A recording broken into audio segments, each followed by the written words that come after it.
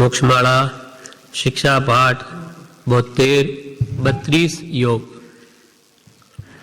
મોક્ષેણ યોજના તિથિ યોગ. જે આત્માને મોક્ષ સાથે જોડે તે બધા યોગ છે. એમાં આપણે કાલે 2 યોગ કૃપાલદેવ 32માં કહ્યા તે વાંચી ગયા.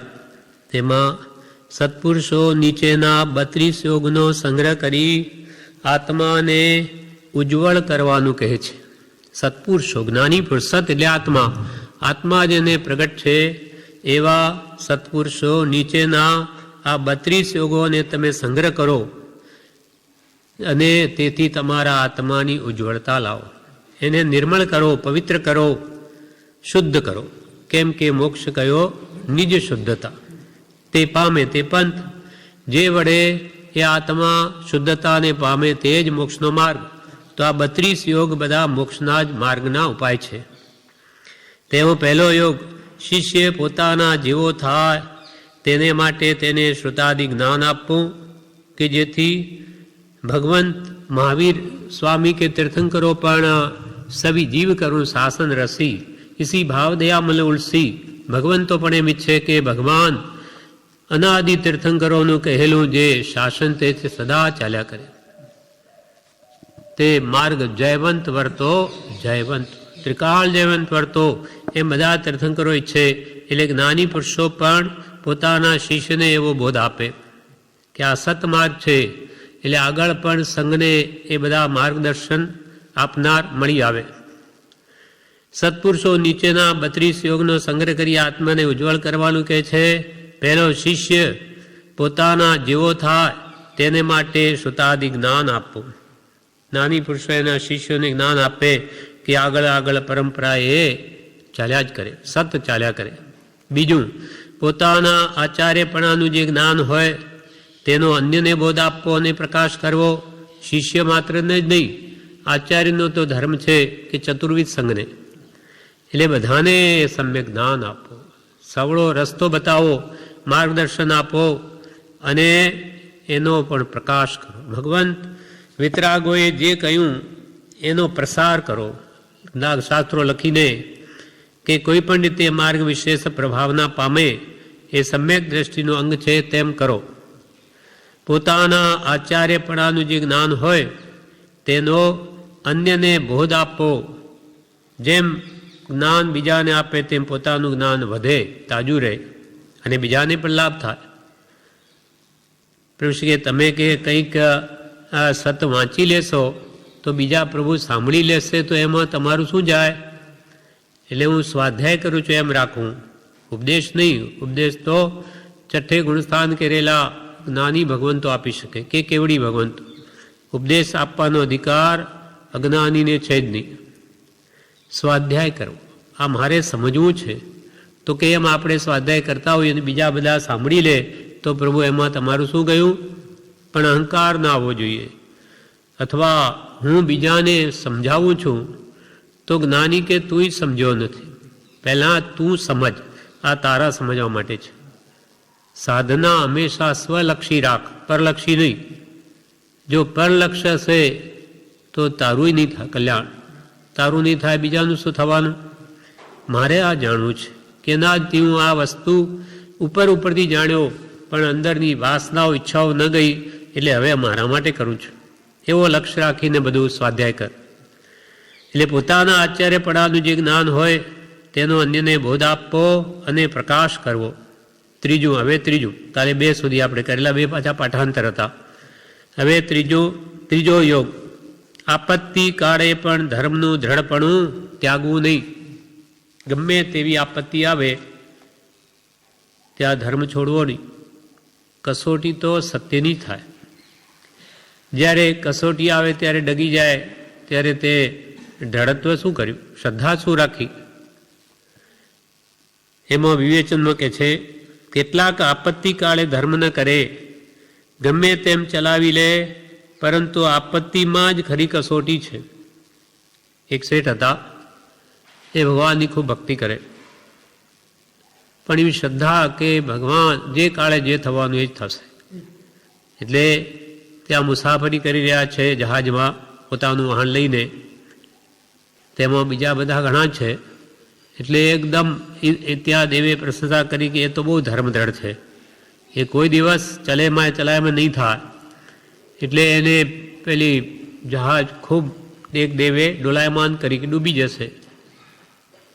તો કે એ સામાયિકમાં બેઠા છે શેઠ ત્યાં, તો કે આ બહુ ઊંચી નીચી થાય છે, આપણે શું કરીશું? ત્યારે ઉપરથી દેવ બોલે કે આ શેઠ આ બધું મૂકી દે તો હમણાં સીધું કરી દો બધું જહાજ. કે એમ આકાશવાણી થાય છે, તમે આ મૂકી દો બાપા, બધા મરી જઈશું. તો કે જે થવાનું થાય એમાં ફરક કરી શકે જ નહીં. એમાં કિંચિત માત્ર પણ એના અંતરમાં પાણી હાલ્યું નહીં. કોઈ જાતની એની ચિંતા નથી, એમ થવાનું છે તેમ થશે. પછી એ દેવ જ જે થાક્યો કે આ ખરેખર ધર્મદ્રઢ છે, ગમે એવી આપત્તિમાં પણ એ ધર્મ છોડતો જ નથી. એમ મૃત્યુનો સમય આવે તો પણ ધર્મ ત્યાગ ન કરવો. અવસર આવી જો કસોટીમાં પાસ ન થાય તો એ ભણેલું શું કામનું? પરીક્ષા વખતે ફેલ થાય તો. પરંતુ આપત્તિમાં જ ખરી કસોટી છે. પરિસ ઉપસર્ગમાં પણ ધર્મ ન છોડ્યો તે જ સિદ્ધિ પામ્યા છે. પરિસ ઉપસર્ગમાં પણ ધર્મ ન છોડ્યો તે જ આત્મસિદ્ધિ પામ્યા છે, અથવા આત્મશુદ્ધિ પામ્યા છે. જ્યાં સર્વોત્કૃષ્ટ શુદ્ધિ ત્યાં સર્વોત્કૃષ્ટ સિદ્ધિ. એક 5-7 સાધુ ભગવંતો દ્રષ્ટાંત છે. બીજે ગામે વિહાર કરીને જતા હતા. બહુ મોટી અટવી હતી, ક્યાંય પાણી પીવાનું જોગ નહીં, તરસ બહુ લાગી. તો એક શિષ્ય પુત્રને એમ થયું, એક પિતા પુત્રે પણ દીક્ષા લીધેલી. પુત્રનું નામ તો ધનમિત્ર છે, પિતાનું નામ ધનમિત્ર ને પુત્રનું નામ ધન શર્મા, પણ બંને દીક્ષા લીધેલી છે. પુત્રને બહુ તરસ લાગી, એટલે પિતાનો એના પ્રત્યે મોહ. બીજા બધા આગળ વિહાર કરીને ચાલે છે, પેલો ચાલી શકતો નથી, તરસ બહુ લાગી છે, જાણે મરી જઈશ. એટલે પિતાએ એમ કહ્યું કે તું એમ કર, પેલો નદી જો પેલો તળાવ દેખાય છે ત્યાં જ આ પાણી પી લે, પછી ગુરુ પાસે પ્રાયશ્ચિત લઈ લેજે. એ તો કે મારે ચલાય એવું નથી. પિતાએ મોહવશ એમ કહી દીધું. હવે એ ત્યાં જાય નહીં, એટલે લાગ્યું પિતાને કે મારાથી શરમાય છે, એટલે પિતા આગળ ચાલવા માંડ્યા. એટલે પોતે ત્યાં તળાવ પાસે ગયો, પાણી હાથમાં લીધું. પછી વિચાર આવ્યો કે હો, ભગવંતે તો કહ્યું છે કે એક એક પાણીના એક એક ટીપામાં અસંખ્યાત જીવો રહેલા છે ને હું એને કેવી રીતે હણું?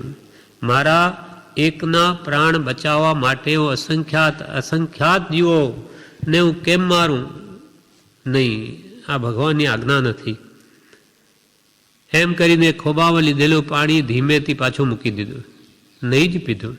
આજ્ઞા વિરુદ્ધ છે. આ તો કસોટી આવી, એમાં હું ધર્મ છોડી દઉં તો મેં ધર્મ શું પરણાવ્યો? પીતો જ નથી. શિષ્ય આવી જાય છે, પણ લડથડિયા ખાતા માંડ થોડું ચાલે, પડી જવાય છે, ત્યાં દેહ ત્યાગ કરી જાય છે, દેહ છૂટી જાય છે, ત્યાંથી દેવ થાય છે.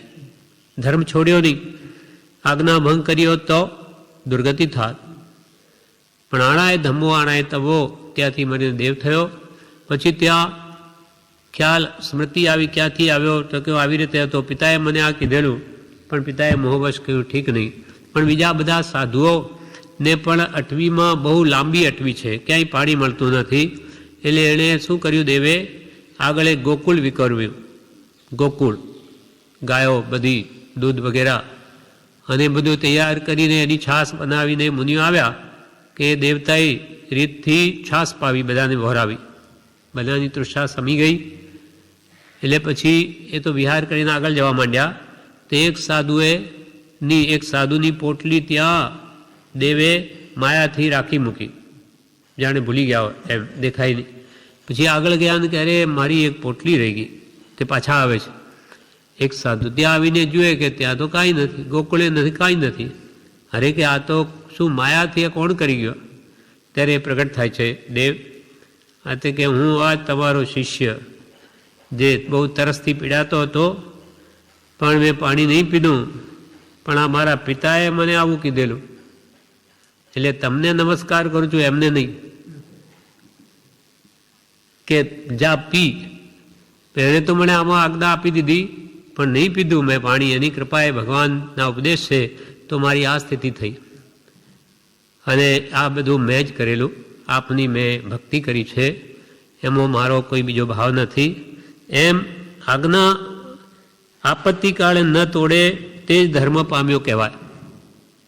ચરણ શરણ ધીરજ નથી, મરણની છેલ્લી ઘડી સુધી એનું શરણ છોડે નહીં તો જ એ શરણ લીધું કહેવાય. પરંતુ આપત્તિમાં જ ખરી કસોટી છે. પરિસ ઉપસર્ગમાં પણ ધર્મ ન છોડ્યો તે સિદ્ધિ પામ્યા છે, તેને જ ઇન્દ્ર જેવાએ વખાણ્યા છે. આપત્તિ કાળે ધર્મ છોડી દે તો મરણ વખતે પણ છોડી દે. આપત્તિ કાળે છોડે તો મરણની તો અત્યંત વેદના હોય, તેમાં તો ખાસ કરીને છોડી દે. આપત્તિ કાળે ધર્મ છોડી દે તો મરણ વખતે પણ છોડી દે. ગજસુકુમાર જેવાએ મરણાંત પ્રસંગે પણ અડગ રહીને સિદ્ધિ સાધી. ગજસુકુમાર જેવા બાલ્ય વયમાં પણ ભગવાનની આજ્ઞા નહીં તોડી, કેમ કે ભગવાને કહ્યું કે જાઓ સંસારમાં ધ્યાનમાં ઉભા રહો. કેમ કે ગજસુકુમારે કહ્યું કે મારે કેટલા ભાવ બાકી? તો નેમિનાથ ભગવાન કહે કે 1000 ભાવ બાકી. 1000 ભાવ? મને તો એક ભાવ પણ નહીં પાલવે, એક ભાવ પણ હું આ સંસારમાં નહીં રહી શકું, એવા ઉપાય બતાવો.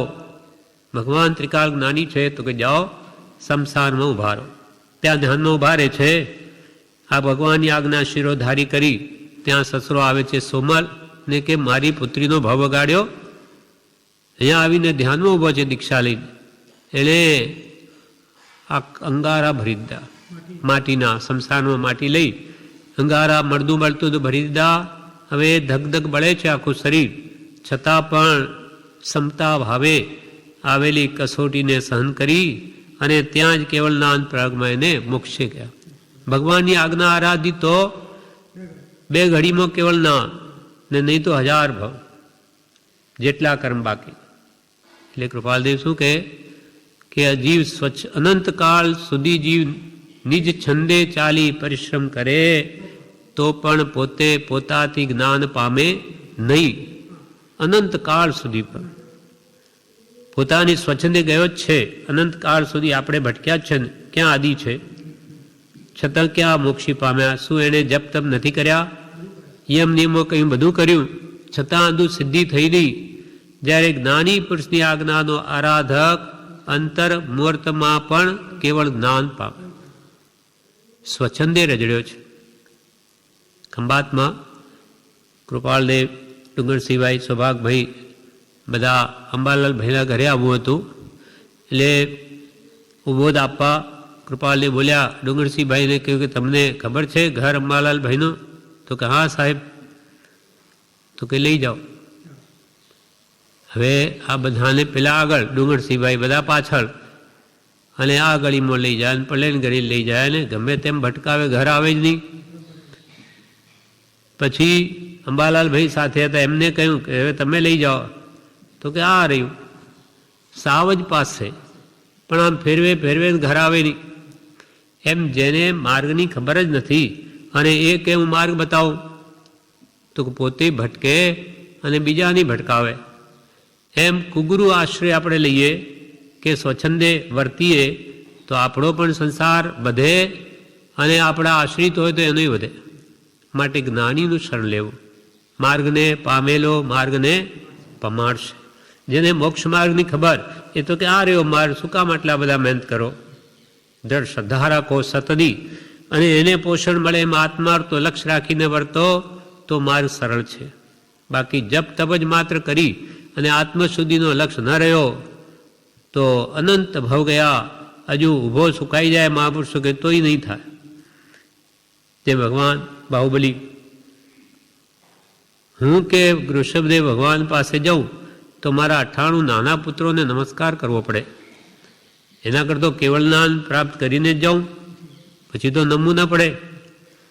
ધ્યાનમાં ઉભા રહી ગયા જંગલમાં. 12 મહિના બીતી ગયા. વેલડીઓ વીંટાઈ, પક્ષીએ માળા ઘાલ્યા, છતાં કંઈ પ્રાપ્તિ નહીં. ભગવાન ઋષભદેવે કહ્યું બ્રાહ્મી સુંદરી ને કે ત્યાં જઈને કહો કે વીરા મારા ગજ થકી ઉતરો, હવે તો ઉતરો નીચે. ત્યાં જઈને કહે છે કે વીરા મારા, વીરા એટલે ભાઈ, ભાઈ મારા હવે ગજ થકી નીચે ઉતરો. વિચારો પડી ગયા બાહુબળજી કે હું ક્યાં ગજ એટલે હું ક્યાં હાથી પર ચડ્યો છું? હું માનરૂપી હાથી પર ચડ્યો છું. હું મોટો, હું નાના ભાઈને નમું? અમે બહુ મોટી ભૂલ કરી છે. હા નાના ભાઈ એ તો ગુણોમાં તો મારા કરતો વિશેષ છે, મારે એમને નમવું જ જોઈએ. એમ કરીને જેવો પગ ઉપાડ્યો કે તે જ ક્ષણે કેવળના સંજ્વલન માન હતું નહીં જેવું, એ પણ કેવળના નાભા ન દીધું અને જ્ઞાનીએ ઈશારો કર્યો તો તે જ ક્ષણે કેવળના. એમ નાની ઋષિ કે કીલી તો ગુરુ કે હાથ ન પાવેંગે ભેદ ભેદ મેં, તને ખબર નહીં પડે માર્ગ સામો છે. નાની કે એમ કર્યો જા તો તારું કામ વહેલું થશે. એમ ગજસુકુમાર જેવા એ મરણાંત પ્રસંગે પણ અડર રહી સિદ્ધિ સાધી. એટલે ત્રીજો યોગ છે તે મોક્ષને જોડે એવો કે આપત્તિ કાળે પણ ધર્મનું દ્રઢપણું ત્યાગવું નહીં. ગમે એવી આપત્તિ આવીને શું થાય? મરણ થઈ જશે, મૃત્યુ આ દેહનું. આત્મા તો કદી મરતો નથી, આત્માને તો કોઈ વાળ વાંકો પણ ન કરી શકે. તો ફિકર શું છે? આપત્તિ કાળે ધર્મનો ત્યાગ કદી ન કરવો. હવે ચોથો યોગ છે લોક પરલોકના સુખના ફળની વાંછના વિના તપ કરવું. તપ કરવું કયું? ઈચ્છા નિરોધસ તપઃ. ઈચ્છાઓ જે આપણા અંદરમાં ઉઠ્યા કરે છે અનેક, એને રોકવી, એ જ ખરું તપ છે. આજે ઉપવાસ કરીને કાલે સવારમાં શીરો પાણી ખાઈશું કે એવા માલ મસાલા એવો જો ભાવ રહ્યો તો એ ઉપવાસ નથી. પણ ઈચ્છાઓને રોકવી છે, મને પીડે છે માટે. અને આત્માનો આ ખાવા પીવાનો અનાહારી છે, આત્મા એનો સ્વભાવ નથી માટે ઉપવાસ. ઉપ એટલે પાસે, વાસ એટલે વસવું, આત્માને પાસે વસવું. વિશેષ ટાઈમ મળ્યો, નિવૃત્તિ મળી, ઉપવાસમાં વિશેષ આરાધના કરું, એવો આત્માર્થના લક્ષ્ય ઉપવાસ હોય તો જ કામનો છે. બાકી લક્ષ્ય જો ખાવાનો રહે એ ઉપવાસ નથી. એક ટાણું કરે અને બીજે દાડે બદામ પિસ્તા આ વર્ષી તપોમાં એમ જ થાય. એક દિવસ ઉપવાસ પણ બીજે દાડે જે એક ટાણામાં ભોજન હોય બીજે દાડા સુધી માંડ પચે. એવી જાત જાતની 40-50 વાનગીઓ બનાવે આજના જમાનામાં અને લાખો રૂપિયા ખર્ચે ને ધર્મમાંને આવા પૌષ્ટિક આહારો કરીને આત્માર્થનું લક્ષ્ય. અને ગુરુઓ પણ એમ કહે કે દેવલોક મળે. એક ઉપવાસ એક આચાર્ય હતા, એણે કહેલું, મેં સાંભળેલું, એમના મોટા આચાર્ય કહેવાય. તે વ્યાખ્યાનમાં બીજે દિવસે ઉપદાન ચાલુ થવાનું है कि कल जो उपवास करेगा उसका 10,000 वर्ष का नरक का आयुष टूट जाएगा और 10,000 वर्ष स्वर्ग का सुख मिलेगा. હવે એને કેવી લાલચ આપી? એક ઉપવાસ આ ઉપધ્યાનમાં કરશો ને 10,000 વર્ષ તો સ્વર્ગનું સુખ મળશે અને 10,000 તમારું નરક આયુષ તૂટી જશે. નાનીઓ કદી એમ ન કહે આ સ્વર્ગ બતાવો, સ્વર્ગ. નાનીઓ કે સપનામાં પણ મને સ્વર્ગ સુખ ન હો એવી ઈચ્છા. કેમ કે ત્યાં જઈને નીચે આવવું પડે વધારે. એ મોહમાં જે કમાયું કમાણી બધી ખોઈ નાખી, મોહમાં ને નીચ ગતિએ જતો રહે એકેન્દ્રીય આદિમાં. જ્યારે કહેવાતા ગુરુ આવું કહે તો આ શિષ્યો શ્રાવકો કોની પાસે બીજું સાંભળે? એમ નાનીઓ હંમેશા આત્માર્થનો લક્ષ્ય રખાવે. આત્માને જન્મ મરણથી છોડાવવા માટે આ છે તપ. નિર્જરા ચ કર્મોની નિર્જરા કરવા માટે છે, પુણ્ય બાંધવા માટે નથી. એટલે પરલો લોકોને દેખાડવા કે દેવલોક વગેરેની ઈચ્છા છોડીને તપ કરવું. દેવલોકની ઈચ્છા માટે નહીં, એ છોડીને તપ કરવું. આ લોકમાં કીર્તિ મેળવવા, લોક રંજન કરવા તપ કરે અથવા પરલોકમાં સુખ મળશે એ ઈચ્છાથી તપ કરે તો એ રૂપ વ્યાપાર કહેવાય. આ તો ધંધો થયો. હું ઉપવાસ કરું, ત્યાગ કરું એટલે મને દેવલોક મળજો. જેમ પ્રભુ શ્રી કે અહીંયા મુઠ્ઠી દાળિયા આપું પણ આવતા ભમો મને એક ગુણી મળજો. એટલું મેં દાન આપ્યું ને એટલે એને મને 1000 ગણું મળજો. જેમ કહેવાય કે વ્યાજમાં રોકે તો ધન બમણું થાય અને ખેતરમાં રોકે તો 100 ગણું થાય. અને દાનમાં વાપરે તો 1000 ગણું થાય. તો કે આ તો વેપાર જોરદાર છે, એટલે આટલું આ તપ વગેરે દાન કરું એટલે મને આવતા બમમાં 1000 ગણું મળજો. તો એ તો વેપાર થઈ ગયો. જાણ્યું કે આ તો સોદો થયો. ભક્તિ કરીને ભગવાન પાસે જો માંગી લીધું તો એ ભક્તિ છે જ નહીં. નિષ્કામ ભક્તિ જોઈએ, ભાડાયત, જે સેવા ફળ જાચે. ભક્તિ નહીં તે તો ભાડાયત, જે સેવા ફળ જાચે. જાચે એટલે યાચે, માંગે. ભક્તિ નહીં તે તો ભાડાયત, જે સેવા ફળ જાચે. ખરો ભક્ત તો કોણ? દાસતી કે જે ઘન ભરી નિરખી, કે કીની પરે નાચે. સેવા સારજો જીનની મન સાચે, પણ મત માગો ભાઈ. સેવા સારજો જીનની મન સાચે. સાચા મનથી ભગવાનની સેવા કરજો, પણ મત માગો ભાઈ. સાચો ભક્ત તો દ્રષ્ટાંત આપ્યું કે દાસ તીકે. ખરો દાસ તો તે જ કે જે ઘન ભરી નાચે. ઘન એટલે વાદળા. પાણીથી ભરેલા વાદળા જોઈને મોર નાચે તો શું મળે એને? કંઈ નહીં, બસ જોઈને એને આનંદ થાય કે વરસાદ થશે. બાકી એને કંઈ આપણી જેમ કંઈ લાભ શું થવાનો? નિષ્કામ પ્રેમ છે એને એવો. ઘન દાસ તીકે જે ઘન ભરી નિરખી, કેકીની એટલે મોર, કેકીની પરે નાચે. ભગવાનને જોઈને નાચે, અંતર એનું ઉલ્લાસ પામે, તો એ ખરી ભક્તિ છે. બાકી ભક્તિ લઈને માગે એ તો ભાડાયત. ભક્તિ નહીં તે તો ભાડાયત, જે સેવા ફળજા છે. એમ અહીંયા કે છે આ લોકમાં કીર્તિ મેળવવા, આ લોકો મને મોટો કે આ તો ધર્માત્મા છે, આ તો તપસ્વી છે, આવું કેવડાવવા, લોકરંજન કરવા તપ કરે, અથવા પરલોકમાં સુખ મળશે એ ઈચ્છાથી તપ કરે તો એ રૂપ વેપાર કહેવાય. કેટલું આ કાયાને કષ્ટ આપીશ ને તો પછી આવતા સુખમાં ઘણું લાંબા કાળ સુધી મને ઇન્દ્રિય સુખ મળશે. કેમ કે આત્માના સુખ તો એને જાણે જ નથી, એની ઊંડે ઊંડે જ ઈચ્છા હોય. અહીંયા સુધી કહ્યું કે સમ્યક દર્શન ન થાય ત્યાં સુધી કંઈ ને કંઈ ઈચ્છા હોય. સમ્યક દ્રષ્ટિને નિષ્કાંકિત અંગ હોય છે, તેથી તે એવી ઈચ્છા મૂકીને તપ કરે તે મોક્ષને માટે થાય છે. સમ્યક દર્શન વગર આપણી ઈચ્છા ઊંડે ઊંડે ઇન્દ્રિય સુખની હોય છે. તપ કર્યું સારું થશે, આપણે આ ભૂમય બધું સારું રહેશે, આવતા ભૂમય સુખી થઈશું. પણ સુખ એટલે શું? ઇન્દ્રિય સુખ, ભૌતિક સુખ. આત્મિક સુખ તો એને જાણ્યું જ નથી. એટલે મિથ્યા દ્રષ્ટિને આ ઊંડે ઊંડે એવી ઈચ્છા ઇન્દ્રિય સુખની હોય છે, જ્યારે સમ્યક દ્રષ્ટિને ન હોય. એને આત્માનો અનુભવ છે. એને નિષ્કાંક્ષિત અંગ પ્રગટ્યું છે. નિષ્કાંક્ષિત, નિકાંક્ષા, નિશંકિતા, નિવિતિગીચા, નિશંકીય, નિકંકીય. નિષ્કાંક્ષિત અંગને અને આ નિષ્કાંક્ષા. કાંક્ષા એટલે ઈચ્છા, કોઈ ઈચ્છા નહીં, કોઈ પણ જાતની.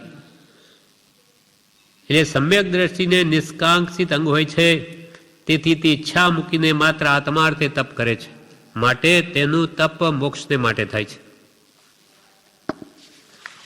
ચિત્ર અને સંભૂતિ હતા દ્રષ્ટાંત છે આના ઉપર.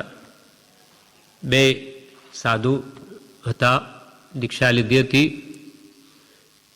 કથા ઘણી લાંબી છે, પણ અહીંયા આપણે મૂળભૂત વાત કરીએ.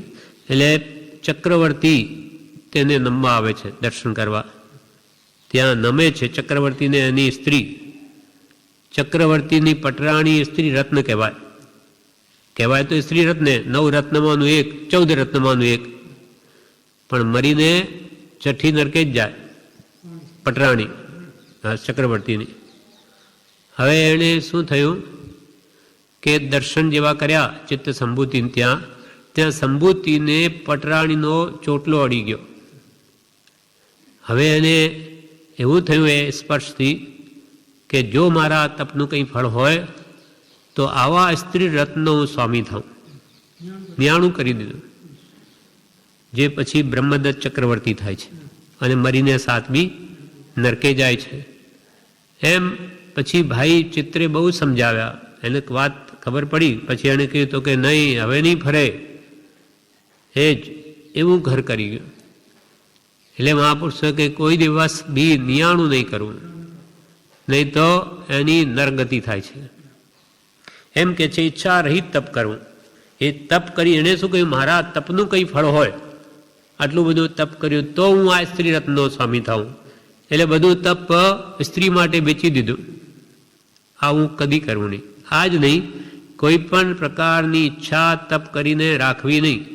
તપ તો મોક્ષ માટે છે. કર્મોની સંપૂર્ણ નિર્જરા કરી આત્માને સંપૂર્ણ નિર્મલ કરીને મુક્તિ મળે એના માટે છે. કંઈ આ સંસાર સુખ માટે નથી. એ સંસાર સુખ છે જ નહીં, એ તો પાછા એને દુઃખમાં લઈ જાય એવા છે. जिस सुख अंदर दुख वसे सो सुख भी दुख रूप. चढ़ उतंग जहां से पतन शिखर नहीं वो कूप. यहाँ ठेठ ઉપર ચડીને નીચે પડવાનું હોય તો હા, એ ઉપર નથી ચડતો, એના માટે ઊંડો કૂવો થતો જાય છે. તેમ દેવલોકમાં જઈને જો હલકી ગતિમાં એકદરીમાં સિદ્ધિ જવાનું થાય તો એના માટે આ દેવલોક શું કામનો. કિંપાક ફળ ઘણું મીઠું હોય, દેખાવે સુંદર હોય, પણ ખાતા પેટમાં જાય કે આંતરડા જ તોડી નાખે તો એ ફળ શું કામનું, ગમે એટલું મીઠું હોય. એમ લોક પરલોકના સુખના, આ લોકના કે પરલોકના સુખના ફળની વાંછના વિના તપ કરવું. કોઈ પણ જાતની તપ કરીને વાંછા ઈચ્છા ન રાખવી. લોકમાં કીર્તિ કે લોકરંજન માટે નહીં, ઈચ્છાથી તપ કરે તો એ રૂપ વેપાર કહેવાય. પણ નિષ્કામ તપ કરવું. તપ નિર્જરા ચ ઈચ્છા નિરોધસ તપ. ઈચ્છાઓનો રોધ કરવો અંદરની, તે જ ખરું તપ છે. એટલે આવી રીતે જો કરે તો એ તપ એને મોક્ષના માટે થાય છે.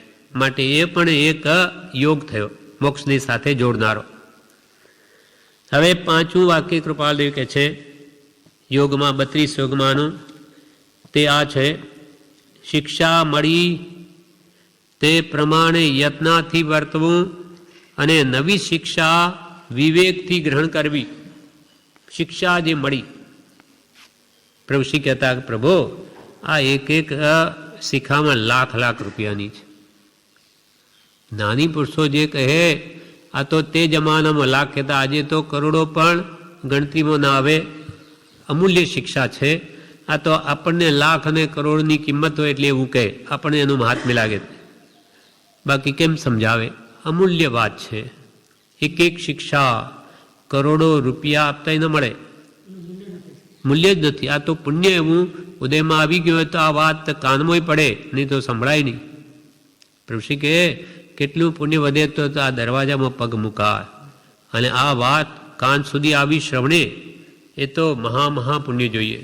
ત્યાર પછી એ વાતમાં વિશ્વાસ આવવો, શ્રદ્ધા બેસવી, એથી પણ ઘણું જ પુણ્ય જોઈએ. એમ શિક્ષા એટલે જે શીખ્યા હોઈએ તે પ્રમાણે યત્નપૂર્વક કરવું. આપણે જ્ઞાનીઓ જે કહ્યું તે જાણવું, જાણીને પછી શ્રદ્ધવું, માનવું, અને માન્યા પછી તે પ્રમાણે વર્તવું. એનું નામ જ સમ્યક જ્ઞાન, સમ્યક દર્શન અને સમ્યક ચારિત્ર છે. કારણરૂપ વ્યવહાર રત્નત્રય, જે નિશ્ચય રત્નત્રયનું કારણ છે. એટલે જે શિક્ષા મળી હોય તે જાણી, શ્રદ્ધી અને તે પ્રમાણે યત્નપૂર્વક વર્તવું, અને જે જાણ્યું હોય તે પ્રમાણે બને તેટલું વર્તનમાં મૂકવું, તો એ જાણેલું પણ કામનું છે. યુધિષ્ઠિર જ્યારે ભણતા હતા ત્યારે સ્કૂલમાં માસ્તરે કહ્યું, પહેલાં તો ઋષિમુનિઓના આશ્રમો હતા, હા, એટલે ત્યાં ભણવા જાય, ગુરુએ કહ્યું ક્રોધ ન કરવો. ઘરે આવી ગયા, કેટલાય દિવસ જાય નહીં સ્કૂલ, અભ્યાસ કરે છે કે ક્રોધ મારાથી કેમ જીતાય. જ્યારે લાગ્યું કે હવે બરોબર લાગે છે, હવે એના પર જીત આવી, હવે કોઈ ક્રોધ કરે તો એ મને ન થાય એવું થયું, ત્યારે સ્કૂલ ગયા તો કે શિક્ષકે કહ્યું કેમ એટલા દિવસથી નહીં આવ્યો? એમ કરીને એક ધોલ મારી. ત્યારે પોતે ક્ષમતા રાખીને સહન કર્યું, મનમાં પણ બીજો ભાવ ના આવવા દીધો, એટલે પછી બોલ્યા કે ગુરુદેવ, આ અભ્યાસ માટે જ હું આટલા દિવસ ઘરે રહ્યો હતો કે ક્રોધ કેમ જીતવો. હવે આજે મને આ પરીક્ષા કરી એટલે મને બરોબર તસલ્લી થઈ ગઈ કે મારો ક્રોધ કંઈક અંશે જીતાયો છે. એમ જે આપણે શિક્ષા બધી સાંભળીએ તે પ્રમાણે આપણા જીવનમાં ઉતારીએ તો જ એનું ફળ છે. પણ જાણ્યા વગર કેમ ઉતારવું, માટે આ જાણવું છે. પણ જાણ્યા પછીનો ક્રમમાં શ્રદ્ધાનો છે, માનવાનો, માન્યા પછી વર્તવાનો છે. જાણે પણ માને નહીં, માને પણ કરે નહીં તો પણ કામ ના આવે. એ ત્રણેયની એકતામાં જ મોક્ષ છે. તે ત્રણે અભેદ પરિણામથી રે, સમ્યક દર્શન નામ ચારિત્ર. તે ત્રણે અભેદ પરિણામથી રે, જ્યારે વર્તે તે આત્મા રૂપ મૂળ માર્ગ સાંભળો જીનનો રે.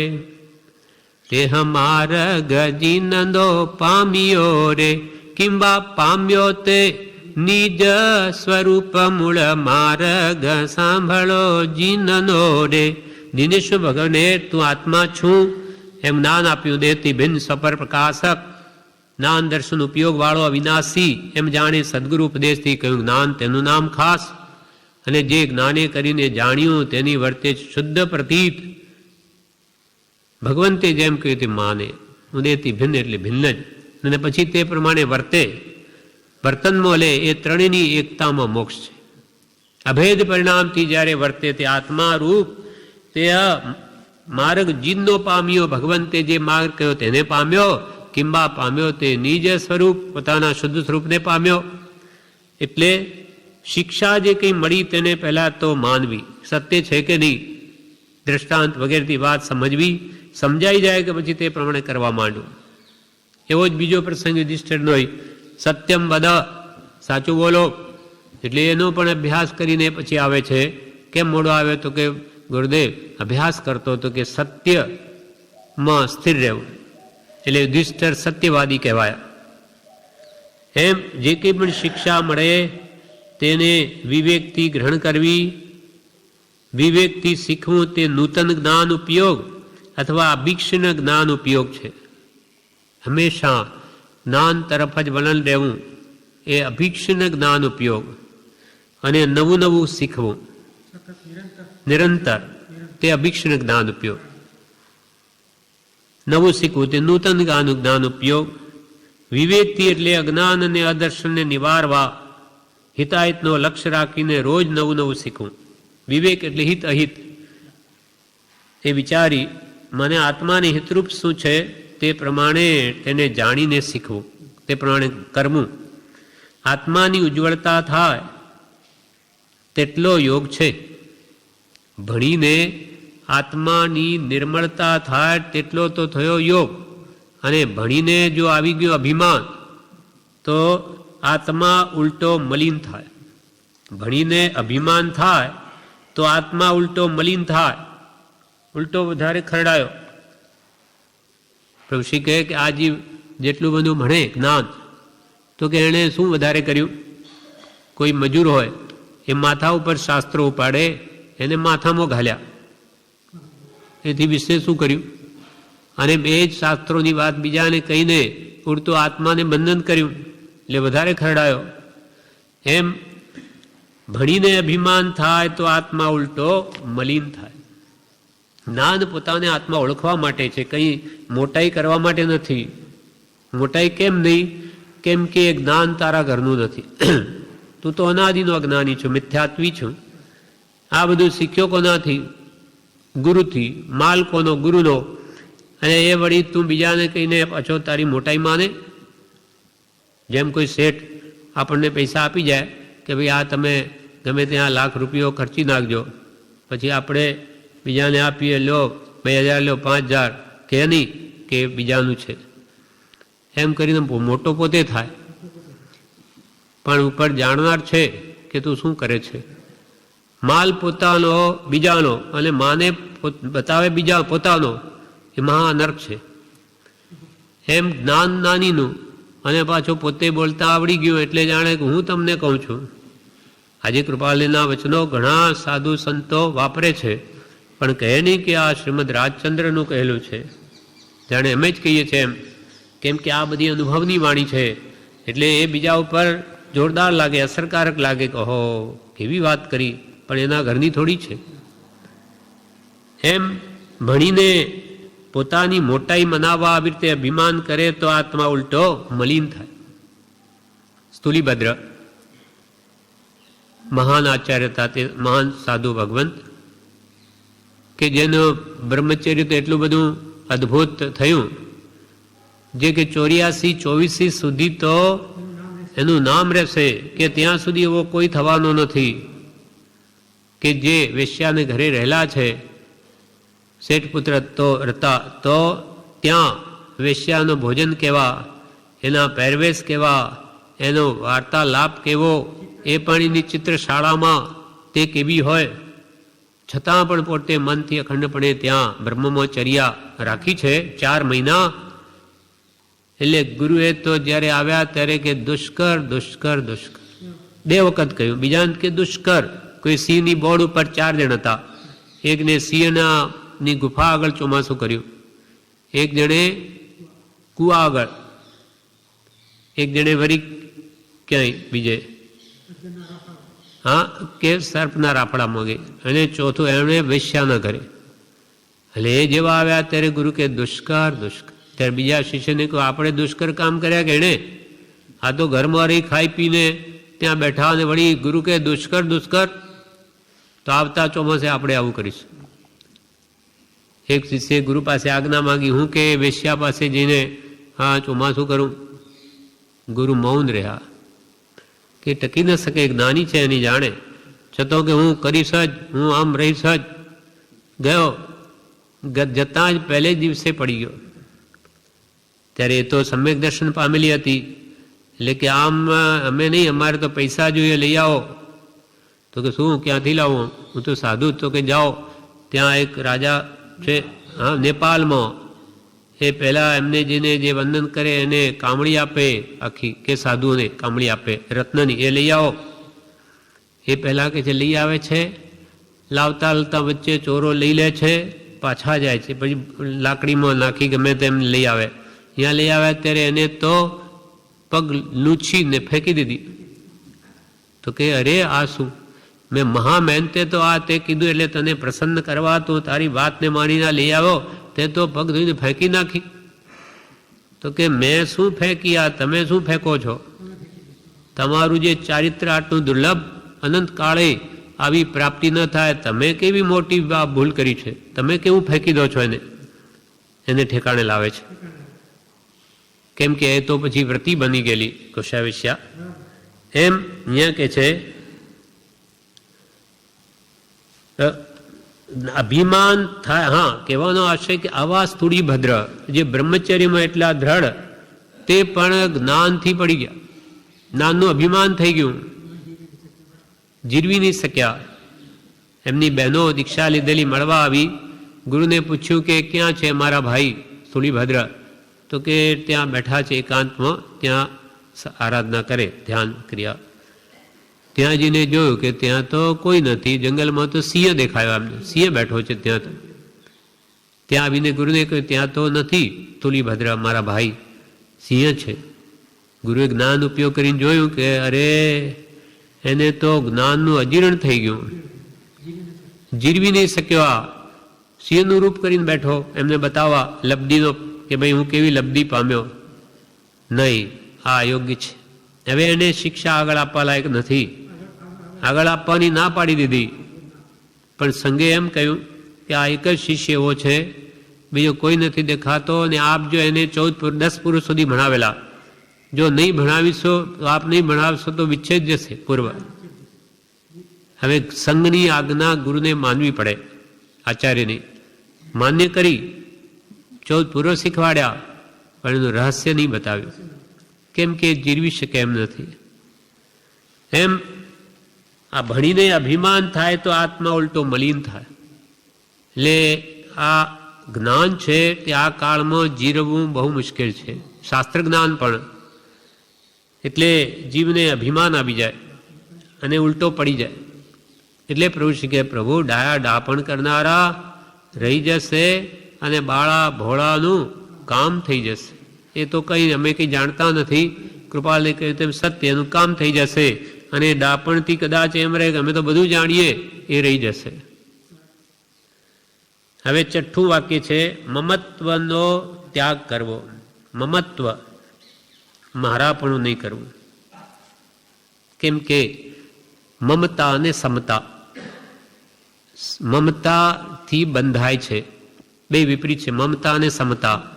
મમતા એ સંસાર વધારે, સમતા એ મુક્તિ લાવે, સંસારથી મુક્ત કરે. સમતા રમતા, મમતા, હા ના એ નથી. મમતાથી ઇષ્ટોપદેશમાં પૂજ્યપાદ સ્વામીએ કહ્યું, મમતાથી બંધાય છે નિર્મમ જીવ મુકાય, યાતે ગાઢ પ્રયત્ન સે નિર્મમ કરો ઉપાય. આ જીવ સાથી બંધાય મમતાથી, મારું અહમ ભાવ અને મમત્વ ભાવ. હું દેહાદિ સ્વરૂપ છું અને દેહ સ્ત્રી પુત્ર આદિમાં આખું વિશ્વ જ્યાં જ્યાં મારાપણું કર્યું તે બધું મારું, ઘર મારું, સગા મારા, પુત્ર મારો, આ નથી બંધાય છે. હું દેહાદિ દેહ તે હું અને આ બધા મારા, આ સંસારનું મૂળ. અહમ મમેતી મંત્રો એ મોહસ્ય જગત અંધકૃત. આખા જગતને આંધળું કરનારું મંત્ર શું? મોહ રાજાનો હું ને મારું. હું મારું હૃદયથી ટાળ પરમાર્થમાં પિંડ જ ગાળ. અહમ મમેતી, આ હું ને આ મારું. અહમ મમેતી મંત્રોયમ મોહસ્ય, મોહ રાજાનો આ મંત્ર. હું ને મારું, હું ને મારું. જગત અંધકૃત, આખા જગતને આંધળું કરી દીધું છે. પણ અયમ નેવ નય પૂર્વ પ્રતિમંત્રોપી મોહજિત. હું નહીં ને મારું નહીં. આ દેહ તે હું નહીં અને દેહના સગા એ મારા સગા નહીં. દેહ જ મારો તો બીજું મારું ક્યાંથી હોય? એ પ્રતિમંત્રોપી મોહજિત. અયમ નેવ નય પૂર્વ, આ હું નહીં મારું બીજું કંઈ નહીં. એ પ્રતિમંત્ર છે મોહ રાજાને જીતવાનો. પ્રતિમંત્રોપી મોહજિત. એટલે કૃપાલ કે આ મોહ કાઢો. અહમ ભાવ મમત ભાવ નિવૃત્ત થવાને અર્થે જ આ જ્ઞાની પુરુષો 6 પદની દેશના પ્રકાશી. કે શરીર હું નહીં, કુટુંબ મારું નહીં, તો હું કોણ? તો કે હું આત્મા, શુદ્ધ ચેતન સ્વરૂપ અવિનાશી. હું આત્મા છું. પ્રથમ પદ આત્મા છે, તે નિત્ય છે, કરતા ભોગતા મોક્ષ મોક્ષનો ઉપાય. એ 6 પદની શ્રદ્ધા મુક્તિ લાવે, જરા શ્રદ્ધાંત થાય તો. અને હું કરે આ શરીરમાં હું થતું નથી, શરીર પોતાનું, અને કર્મ બાંધીને રજડે, ફરી નવા દેહ ધારણ કરવા. એવો સિદ્ધાંત છે કે જ્યાં જ્યાં જીવનો રાગ ત્યાં ત્યાં જન્મ. દેહમાં રાગ તો દેહમાં જન્મ, ઘરમાં રાગ તો ઘરમાં જન્મે, બગીચામાં રાગ તો ત્યાં જન્મે, જ્યાં જ્યાં પ્રતિ ત્યાં ત્યાં જન્મ. એટલે કે હું પણ મારા પણ કાઢ તો તારો મોક્ષ નિશ્ચિત છે. અને નહીં જાય તો કોઈ કાળે નહીં જાય, કઈ કાળે મુક્તિ ન થાય. મમત્વ એટલે મારાપણું. તેને લઈને પરિગ્રહ આરંભથી 5 જ્ઞાન સંયમ વગેરે આવરણ પામે છે. પરિગ્રહથી જ 5 જ્ઞાન અવરાયા. 506મા પત્રમાં કૃપાલદેવે 17 પ્રકારે આ વાત કરી. હા, આરંભ પરિગ્રહને નિવૃત્તિ જ મતિ જ્ઞાન શ્રુત અવધિ મન પર્યવ કેવળ જ્ઞાન સાથી થાય. આરંભ પરિગ્રહથી નિવૃત્તિએ. મતિ જ્ઞાન કેમ ઉપજે? આરંભ પરિગ્રહથી નિવૃત્તિએ. શ્રુત જ્ઞાન કેમ ઉપજે? આરંભ પરિગ્રહથી નિવૃત્તિએ. અવધિ જ્ઞાન કેમ ઉપજે? આરંભ પરિગ્રહથી નિવૃત્તિએ. મન પર્યવ જ્ઞાન કેમ ઉપજે? આરંભ નિવૃત્તે. કેવળ જ્ઞાન કેમ ઉપજે? આરંભ નિવૃત્તે. એમ ફરી 17 ભેદે આ જે વાત પ્રકારે કે મહાપુરુષે બતાવ્યું. એટલે બધું જ જ્ઞાન આવરણ પામ્યું છે આરંભ પરિગ્રહથી. આરંભ પરિગ્રહમાં જ મારાપણું છે. મારાપણું છે માટે આરંભ પરિગ્રહ કરે છે. ફેક્ટરીઓ નાખે, બધું બળું લાંબુ પાળું શા માટે કરે? આ બધું મને મળે, મને વિશેષ મળે, એના માટે આરંભ એટલે હિંસા. સમરંભ સમારંભ આરંભ મન વચતન કીને પ્રારંભ. સમરંભ એટલે વસ્તુ, મેં માનો કે ફેક્ટરી ખોલવી છે, તે સંબંધી વિચારણા જે કરવી કે આપણે આ રીતે કરીએ તો પછી બધા પૈસા કમાવીએ, એ થયો સમારંભ. હવે નક્કી થયું કે ભાઈ આપણે ફેક્ટરી કરવી છે, હવે સાધન એનો મેળવો. પહેલાં તો ક્યાં કરવી, ક્યાં લેબર ચીપ, ક્યાં માલ સસ્તો, કે બધું ક્યાં કયા જગ્યામાં ચાલે એ પહેલાં સમારંભ, પછી વસ્તુઓ ભેગી કરો, મશીનરી લાવો વગેરે ગોઠવો એ સમારંભ, અને પછી કરો આરંભ, પછી ફેક્ટરી ચાલુ કરો. સમારંભ સમારંભ આરંભ મન વચ તન કીને પ્રારંભ કૃત કારિત મોદન કરીકે ક્રોધાદિ ચતુષ્ટય ધરીકે. ક્રોધ આદિ, ક્રોધ માન માલો ભાદી, આવામાં બધો કાળ વ્યતીત કરીને આરંભ પરિગ્રહમાં સમય કાઢ્યો. મમત એટલે મારાપણું, મારાપણાને લઈને પરિગ્રહ આરંભથી પાંચે જ્ઞાન આવરણ પામે છે. મતિ શ્રોત અવધિ માનવ પર્યવ કેવળ ના, એ બધા અવરાયાસાથી મમત્વ ભાવથી, મમતાથી બંધાય છે. નિર્મમ જીવ મુકાય, મારું આ જગતમાં કંઈ છે જ નહીં, એ ભાવના અંતરથી જે ભાવે તે મુકાય છે. યા તે ગાઢ પ્રયત્ન સે નિર્મમ કરો ઉપાય, ખૂબ ગાઢ પ્રયત્ન કરો આ મમતા ભાવને તોડવાનો. મમતા કહો, મૂર્છા કહો, અને મૂર્છા પરિગ્રહ. ઉમા સ્વાતિ ભગવંતે મોક્ષશાસ્ત્રમાં આ જ વ્યાખ્યા કરી પરિગ્રહની. મૂર્છા પરિગ્રહ. તમને મારાપણું મૂર્છા છે તો પરિગ્રહ, મૂર્છા નથી તો પરિગ્રહ નથી, ભલે ઘરમાં હોય છતાં. ચક્રવર્તી, ભરત ચક્રવર્તી 6 ખંડનું રાજ્ય હોવા છતાં મૂર્છા નથી, જ્ઞાની પુરુષ છે. ઘરમાં બેઠા છતાં કેટલી ઊંચી દશા છે. ભગવાન ઋષભદેવે જોયું એટલે જ આ સોંપ્યું, બાકી એમને તો આ રાજ્ય લેવું નહોતું. અને આ જમણો પણ એમ માને છે રાજ્ય તો ભગવાન ઋષભદેવનું છે, મારે તો એમની આજ્ઞા ઉપાસ. ભગવાને કહ્યું કે રાજ્ય સંભાળ એટલે સંભાળવું, મારે કોને જોઈએ. ત્યાં પણ એ અલિપ્ત ભાવે રહે છે, મમત્વ ભાવ કરતા નથી, માટે ત્યાંય છૂટે છે, મૂર્છા નથી. અને ભિખારીને કંઈ ન હોય છતાં એટલી બધી મૂર્છા હોય કે આ બધું મને ક્યારે મળશે, જે આ બધાને આવેલીઓ અને આ બધું આવ્યું ઐશ્વર્ય, તો એ બંધાય છે, એને કંઈ નથી છતાં. એમ આપણા પુણ્ય પ્રમાણે જે મળ્યું એમાં મૂર્છા ભાવ ન કરવો તો જ છૂટે છે. આજે છે કાલે નથી, આમાં શું મોટાઈ. એવો ભાવ હોય તો વિશેષ ગાઢ બંધ ન થાય. મમત્વ એટલે કૃપાલ કે મમત્વનો ત્યાગ કરવો, કેમ કે એ યોગ છે, મોક્ષની સાથે જોડે. મમતા છોડે તો જીવને મોક્ષ સાથે જોડે. મમતા એટલે મારાપણું, તેને લઈને પરિગ્રહ આરંભથી પાંચે જ્ઞાન અને સંયમ વગેરે આવરણ પામે છે. સંયમ પણ આવરણ પામે.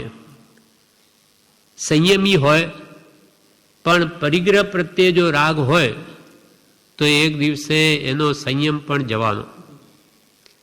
બ્રહ્મચારીએ લખ્યું છે, આરંભ પરિગ્રહથી નિવર્તવા ઉપર જ્ઞાનીએ આપેલો ઘણો ભાર. જ્ઞાનીએ ખૂબ ભાર આપ્યો કે તમે પહેલાં આરંભ પરિગ્રહને છોડો તો કંઈક આત્મવિચારણાને અવકાશ મળે. 519 પત્રમાં કહ્યું તેમ અવકાશ ક્યારે મળે? આ પ્રવૃત્તિને જ રોકો તો. અસત્સંગને અસત પ્રસંગથી જીવનું વિચાર બળ પ્રવૃત્તિથી વિચાર વિના જ્ઞાન થાય નહીં, પણ આ અસત સંગ અને અસત પ્રસંગથી જીવનું વિચાર બળ જ પ્રવૃત્તું નથી. એટલે સંયમ જો હોય તો પણ એ પરિગ્રહ હોય તો પરિગ્રહ રાગ હોય પરિગ્રહ પ્રત્યે તો એ સંયમ નાશ પામે છે.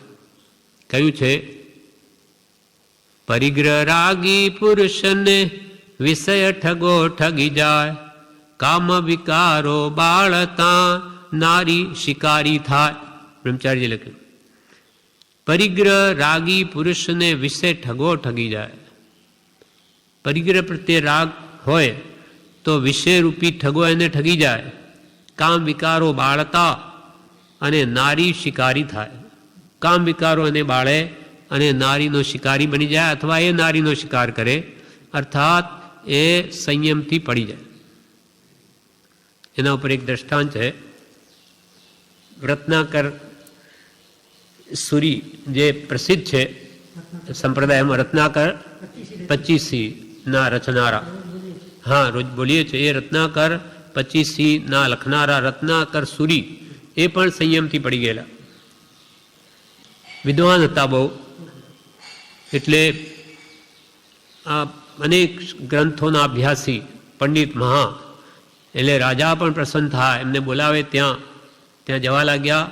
પછી રાજાએ પાલખી મોકલવા માંડી તો એના અંદર બેસીને જાય. હા, પગે નહીં, ધીમે ધીમે કેવું આવરણ આવે છે. પછી એ રાજા એમને હીરા માણેક મોતી આપે એ પણ સંગ્રહ કરવા લાગ્યા, એ પણ લેવા માંડ્યા.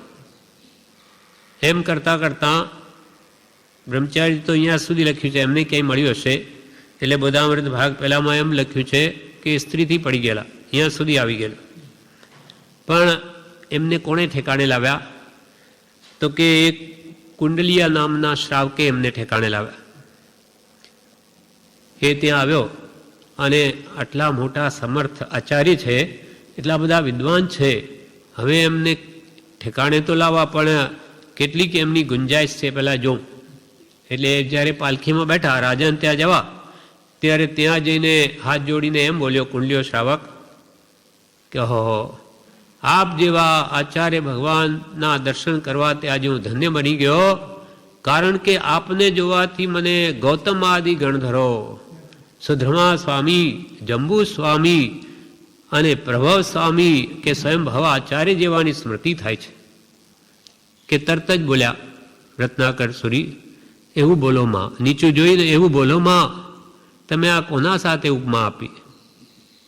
મને કાગડાની ઉપમા હંસ સાથે નહીં, શોભતું નથી. એટલે કુંડલિયા શ્રાવકને થયું કે અહીંયા કંઈક ગુંજાઈશ છે, અંદરમાં પોતાનો દોષ પોતે સ્વીકારવા તૈયાર છે. એટલે પછી એ પપ્પાશ્રમમાં જઈને એમને કહ્યું કે ગુરુદેવ, આ મારો એક શ્લોક છે, એનો મને અર્થ નથી સમજાતો. હું ઘી વેચવા આવ્યો છું, એટલે થોડા દિવસ ત્યાં રહીશ, આપ મને અર્થ સમજાવો. એટલે પછી અર્થ તો એનો એવો હતો કે જે પરિગ્રહમાં આસક્ત હોય તો એના તપ બધા કરવાનો પ્રયોજન શું? બધું નિરર્થક એવો ભાવ. એટલે આચાર્ય અનેકવિધ અનેકાર્થી હતા, અનેક જાતના અર્થ કરી શકે. તો રોજે નવા નવા અર્થ કરે, પણ આ મૂળ અર્થ કરે જ નહીં. એટલે રોજે પછી એક કુંડલિયો શ્રાવક એમ કહે કે આપે કહ્યું સત્ય હશે, પણ મને વાત બેસતી નથી, મને આનો અર્થ હજુ નથી સમજાતો. એમ કરતાં 6 મહિના કાઢી નાખ્યા. 6 મહિના કેટલી ધીરજ! અને પછી એ કે હવે આજે મારે ઘીના જેટલા પૈસા આવ્યા એ પૂરા થવા આવ્યા છે, એટલે હવે હું આવતીકાલે જવાનું છું. પણ મારા જે ખેદ રહી ગયો કે આપે અનેક 6 મહિના સુધી નવું નવી રીતે મને સમજાવ્યો, પણ મને હજુ એ અર્થ સમજાણો નહીં. આચાર્યને વિચાર આવ્યો કે હજુ એક દાડો કે કાલનો દાડો ફરી રોકાજો. કેમ કે એને વિચાર્યો કે મારા જીવનમાં જે હું આવું પરિગ્રહને સંગ્રહ કરી બેઠો છું, તો હું કેવી રીતે મારે વાણીમાં આવે કે જેને એને સ્પર્શે વાણી, એટલે કે કાલનો દાડો જરા થોપજો, પછી વિચાર. 6 મહિના સુધી તમે રહ્યા છો. એને પછી રાત્રે તો વિચાર કરીને કે મારી મોટી ભૂલ, ખૂબ પશ્ચાતાપ કર્યો, આવું પાપ મારાથી, હું સાધુ મુનિ થઈને હું હીરા માણેક મોતી સંગ્રહ મારે શું કરવા છે? નહીં જોઈએ. બધું મૂકીને વિહાર કરવા માંડ્યા. એટલે બીજે દિવસે સવારમાં આવ્યો કે બધું વિહાર કરવાની બધી તૈયારી હતી. એટલે કુંડલિયો શ્રાવક કહે કે આજે તો ગુરુદેવ આપના ઉપદેશ વગર જ મને ગાથાનો અર્થ સમજાઈ ગયો. આજે આપની આ સ્થિતિ જોઈ, મતલબ કે આપે તો આ બધું છોડીને ચાલવા માંડ્યા, એ આજે તો મને બિલકુલ સમજાઈ ગયું, આપ એવું વગર ઉપદેશ છે. એમ પછી તો એ કે છે કે બધું એનું એ હીરા માણેક મોતી મુનિ કોઈને આપી ન શકે, એટલે એને ઘંટીમાં દળાવીને ભૂકો કરાવી ફેંકી દીધા, એ કોઈને બીજાને આપી ન શકે. એમ જે શ્રાવકો કૃપાલદેવે પણ આ પાઠ સુખ વિશે વિચારમાં કહ્યું કે આજે મુનિઓને, આ શ્રાવકોના આચારને મુનિઓ નથી સ્થિર કરી શકતા, એટલે શ્રાવક જ એમને સુધારી શકે, એટલે કે હું ઘરમાં રહેલો છું. એમ પેલા સુખ વિશે વિચારમાં શેઠ કહે. તેમ અહીંયા મુનિઓને પણ શ્રાવકો સુધારે એવું થઈ ગયું. કામદેવ શ્રાવકોનું દ્રષ્ટાંત ભગવાન મહાવીર મુનિઓને કહે છે કે હે મુનિઓ, આ કામદેવ શ્રાવક જેવા ધર્મધડ થાઓ. એ તો શ્રાવક છે, તે 8મ 14 જંગલમાં જઈને ઉપવાસ કરે, તપ કરે વગેરે. એમ કે છે. પછી તો એ ઠેકાણે આવી ગયા. એમ ત્યારે કે છે કે જે મમતા હોય તે તો બંધાય છે, કેમ કે પરિગ્રહ મૂર્છા એ જ પાપ છે. મમતા હોય ત્યાં સમતા ન હોય, અને મમતા જાય તો સમતા આવે, અને સંસાર વળગે સાથી, તો કે મમત્વને લઈને, મારાપણાને લઈને સંસાર વળગે. જો પુદગલ ફરસના નિશ્ચય ફરસે સોય, મમતા સમતા ભાવસે કર્મ બંધ ક્ષય હોય. મમતાનો ત્યાગ કરે તો સંસાર છૂટે. તેથી મૂર્છા મમતા મોહનો ત્યાગ કરવો એક મોટો યોગ છે. તેથી મોહ મૂર્છા મમત્વ ભાવનો ત્યાગ કરવો એ જ મોટો યોગ છે. કેમ કે જ્યાં સુધી મમતાને છોડે નહીં ત્યાં સુધી સમતા આવે નહીં, અને સમતા એ તો આત્માને રહેવાનું ઘર છે, ત્યાં સુધી આત્મા સમભાવમાં આવે નહીં. માટે મમતાનો ત્યાગ કરે તો સંસાર છૂટે.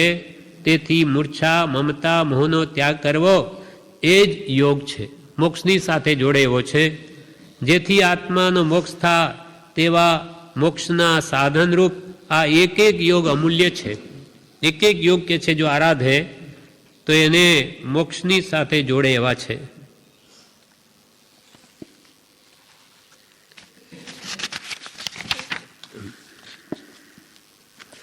(649) પત્રમાં આવા જે રત્ન સૂરીની છે તે બ્રહ્મચારીજીએ કરી છે.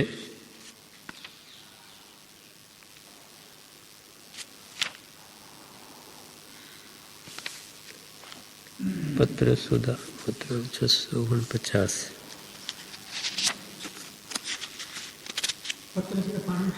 હા, એ જે પાનું છે ના, તો જે પૂદગલ ફરસના નિશ્ચય ને બોધામૃત ભાગ 2 છે. આ ભાગ 2 369 પાન ઉપર છે.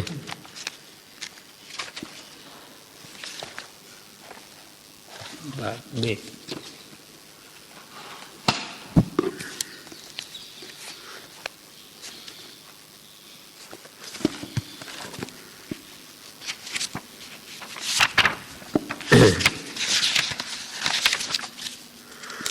આમાં બ્રહ્મચારીજીએ ઈચ્છે છે જોગીજન એમાં કહ્યું છે આ કે રત્નાકર મુનિ હતા, તે બહુ વિદ્વાન હતા. મોહનીય કર્મના ઉદયથી સ્ત્રીને વશ થયા. એક વાણિયાને વિચાર થયો કે મુનિ ઉચ્ચ બુદ્ધિશાળી છે પણ કર્મને લઈને ભૂલ્યા છે. આપણાથી થાય એટલું કરી લેવું. પછી તે ઘી લઈને મુનિને ત્યાં આવ્યો ને કહ્યું કે હું અહીં ઘી વેચવા આવ્યો છું ને જવું છે, પણ આ એક શ્લોક છે તેનો અર્થ નથી સમજાતો. મુનિએ અર્થ કર્યો પણ તેણે કહ્યું મને તો બેસતો નથી. બીજે દિવસે ફરી બીજો અર્થ કર્યો પણ તેણે કહ્યું મને તો બેસતો નથી. એમ 6 મહિના સુધી કર્યું. પછી મુનિને વિચાર આવ્યો કે એનો શું અર્થ હશે, આટલા અર્થ કર્યા છતાં કેમ બેસતો નથી. પછી ભાન આવ્યું કે હું તો સુધર્યો નથી અને બીજાને સી રીતે સુધારી શકું. વાણિયો પણ તે દિવસે ઘી વેચીને આવ્યો ત્યારે મુનિ વિહાર કરી જવા માંડ્યા. વાણીએ અર્થ કરવાનું કહ્યું એટલે અર્થ મુનિએ કર્યો. વાણીએ કહ્યું કે આજે બરોબર સમજાઈ ગયું. પોતે પોતાના દોષો જે થયા એના ઉપરથી રત્નાકર 25 લખી. એમાં આ જ ભાવ એમને ત્યાં લખ્યો છે કે એક ગાથામાં રત્નાકર આચાર્ય મેં ભોગ સારા ચિંતવ્યા પણ રોગ સમચિંત્યા નહીં. મેં ભોગ સારા ચિંતવ્યા પણ રોગ સમચિંત્યા નહીં. આગમન ઈચ્છ્યું ધન તણું, રાજા ધન આપતો હતો. આગમન ઈચ્છ્યું ધન તણું પણ મરણને પ્રીછ્યું નહીં. મરણ મારી માથે ભમેરે છે તો મેં કદી પૃચ્છા કરી નહીં કે આ બધું ભેગું કરીને મારે કરવું છે શું. મેં ભોગ સારા ચિંતવ્યા પણ રોગ સમચિંત્યા નહીં. આગમન ઈચ્છ્યું ધન તણું પણ મરણને પ્રીછ્યું નહીં. નહીં ચિંતવ્યું મેં નર્કકારા ગ્રહ સમી છે નારીઓ. મધુબિંદુની આશા મહી ભય માત્ર હું ભૂલી ગયો. નહીં ચિંતવ્યું મેં નર્કકારા ગ્રહ સમી છે નારીઓ. મધુબિંદુની આશા મહી ભય માત્ર હું ભૂલી ગયો. નહીં ચિંતવ્યું મેં નર્ક કારાગ્રહ સમી છે નારીઓ. કારક એટલે જેલ માં જેમ માણસને ઘાલી દે, પરાધીન બનાવે તેમાં સ્ત્રીઓ મને પરાધીન કરનારી છે. મોહ છે સ્ત્રીઓ માટે, પુરુષો માટે મોહ, એના કારણે. બાકી તો પ્રભુ શ્રી કે બધા આત્મા છે પ્રભુ, આત્મામાં દોષ નથી, પણ આ વેદોદય છે એને લઈને આ બધો દોષ છે. મધુબિંદુની આશામય ભય માત્ર હું ભૂલી ગયો. મધુ પૂડો, મધપૂડો જેમ ટીપા પડે એની જેમ વિષયોની આ ઈચ્છામાં સંસારનો ભય જ ભૂલી ગયો કે 4 ગતિ સંસાર રૂપી કુવામાં જઈને પડીશ. મધુબિંદુની આશા મહી ભય માત્ર હું ભૂલી ગયો. એમ પોતાના દોષો એ તો કામ કાઢી ગયા, હવે આપણા માટે છે આ બધું. એવી રીતે એક આચાર્ય હતા, 4 પંચ મહાવ્રત સંબંધી બોલે તો 4 મહાવ્રત ઉપર તો ખૂબ ગાજી ઉઠે, અને પરિગ્રહની વાત આવે ત્યારે ઢીલા પડી જાય. કારણ શું? શિષ્યને એકને થયું કે આમ કેમ થાય છે રોજે? એટલે શિષ્ય પછી જોડી ઝંટા બધા જોયા એમના કે અંદરથી સોના મોહર નીકળી, એ લઈ લીધી. હવે બધું રોજે પેલો વ્યવસ્થિત મૂકે ગુરુ, પણ તે દિવસે બધું આઘું પાછું થયેલું જોયું કે આ બધું કેમ છે, કેમ કે એ જે વ્યવસ્થિત બાંધતા બીજાથી ન બંધા. એટલે આજે કંઈક શું છે જોયું કે મોહર છે જ નહીં. હા, કોઈએ કાઢી લીધી, પણ પછી સાચી સમજણ હતી કે સારું થયું કે વૃત્તિ ત્યાં જ રહેતી હતી, એ તો એ સારું થયું. એટલે તે દિવસે પછી પરિગ્રહ વિશે પણ ખૂબ ગાજ્યા. એટલે બધા તો ઉઠીને ચાલ્યા ગયા, પણ શિષ્ય બેસી રહ્યો ને શિષ્યએ કહ્યું, ગુરુદેવ આજે તો આપે હદ કરી. તો કે તારા જ કામ લાગે છે.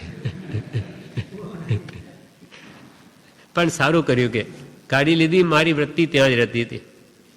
એમ મૂર્છા પરિગ્રહ, જ્યાં આપણી વૃત્તિ ત્યાં જ રહે. આપણી બધાની એવી છે અજ્ઞાની જીવોની, એટલે જેટલો નિમિત્તને આધીન જીવ છે. એટલે પ્રભુ કે મમત્વનો ત્યાગ કરવો એ પણ એક યોગ છે, આપણને મોક્ષ સાથે જોડે. મૂર્છા છોડીએ તો આ પ્રમાણે 6 વાક્ય આપણે કર્યા. વિશેષ આપણે આવતીકાલે લઈશું.